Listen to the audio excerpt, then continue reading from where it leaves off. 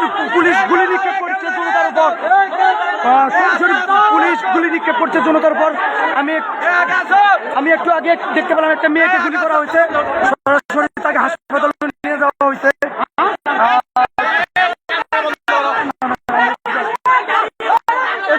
আরো একটা গুলি করা হয়েছে,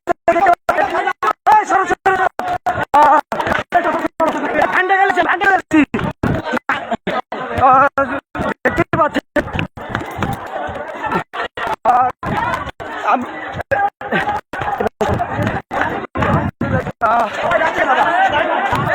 আরেকজনকে গুলি লাগা হয়েছে,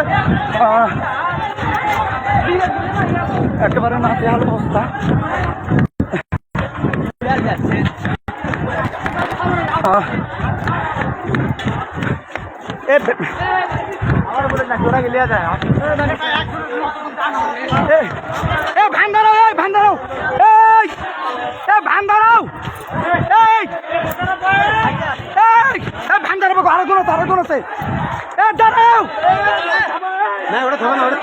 আরে একজন লাগবে, একটু দাঁড়াও, ধান আবার গুড়ি পাবে।